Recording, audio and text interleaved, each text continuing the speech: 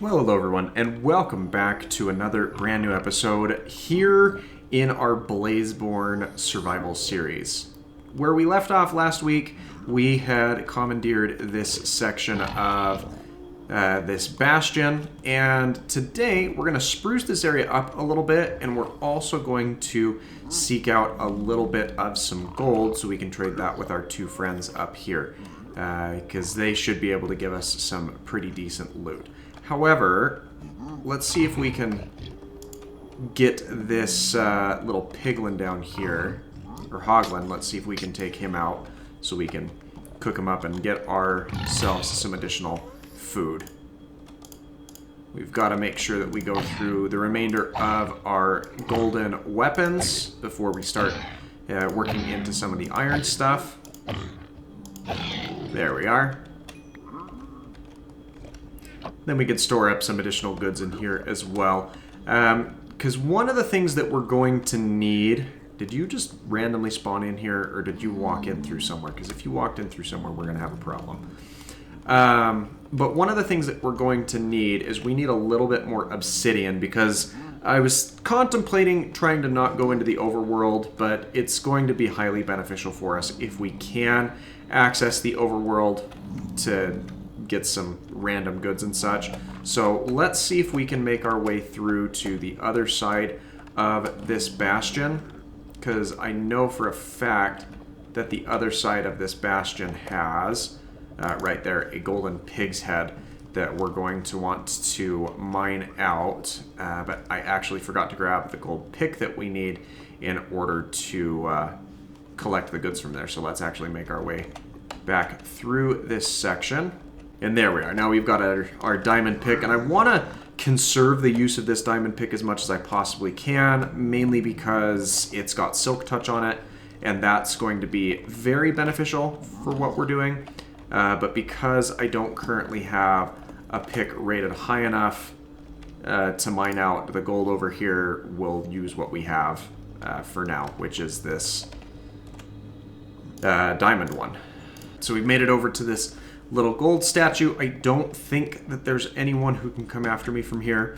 So let's go ahead and use our gold, or our diamond pick, to grab these gold blocks.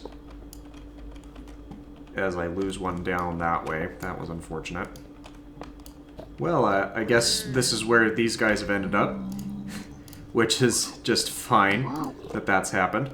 But now what we can do is we can dump some of these gold ingots in here, and then we can just reap the rewards from whatever they decide to trade back to us, which actually that works out very, very nice. Some additional obsidian, fire charges, some other things. That'll be really good.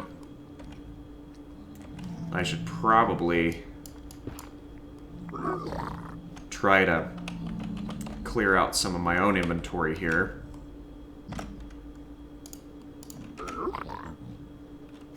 This is kind of funny. There was that zombie piglin that was running around that somehow ended up in the hole with these two piglins. And even though that's not going to increase the rate of trades that we're getting, it certainly makes these guys panic a little bit more than they had been before, which is always kind of funny. Decent amount of crying obsidian coming out of here. I've also stored a bunch of that over in this chest, and we've got enough ender pearls to the point where we could now make a full set of Eyes of Ender in order to get us into a stronghold. But before I consider doing that, I of course will want to make sure that we have the blaze rods on hand. So I may very well, now knowing that I've got this many ender pearls on hand, wait until I have all of the Eyes of Ender before heading over to the overworld. We've officially got enough obsidian to make a nether portal, which will be good for that traversal aspect as well. And we've got a decent amount of iron that we can use, or nuggets at least, that we can craft up into some more useful blocks. So the first thing that we're really going to want to do now that we've got some resources here, if we're really going to make this area into our home, is we've got to make ourselves a respawn anchor. So when and if we die, we can get back to where all of our all of our goods are. So let's go ahead and place this right over here. And then let's charge that up. And now we have a place to come back to, and also kind of a natural source of light here for us. We can store up the additional glowstone and other goods that we have in here. Let's come back over to our crafting table and craft up whatever ingots or nuggets we have into ingots. Looks like we can get 9 of them. That'll be enough for us to get a couple of picks, which will be good.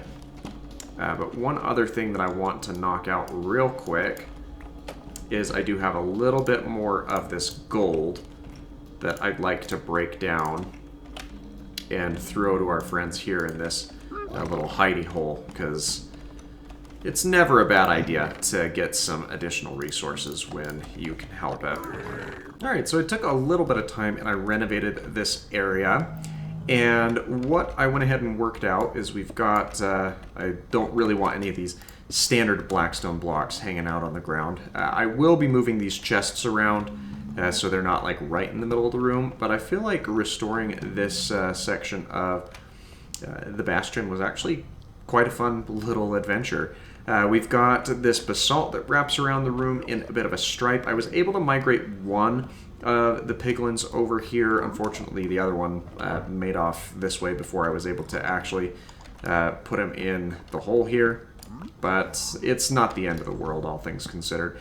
Then from up this way, we've got a nice little access to the outside area if I needed to come out this way to venture out into the rest of the nether, which we will have to do at some point. But that's not going to be a today project, I don't believe. And then we've, of course, got our respawn anchor over this way, and I think I'm really happy with the work and the progress that's come along in this zone. I would like to set up a farm so I can, where was it? Get some more of these mushrooms spawning in for a more reliable food source, but I think we'll work on that. Actually, I should probably be able to set it up through here. So let's go ahead and dig out some of this area here. The problem is I'm running a little bit low on my iron resources, despite having done a bunch of trades here recently with these piglins. So we're going to have to be a bit scrupulous with where we put some of our goods. Alright, so what I went ahead and did is down through this hallway, I just dug out a little section where we can hopefully get some of this mushrooms growing up. And the doors aren't symmetrical to each other in terms of being open or closed, so they do have the, I guess, detriment of not being able to hook up redstone to them, but I don't foresee that happening at any point anyway, so we should be fine on that front. But I am going to give these mushrooms a bit more room.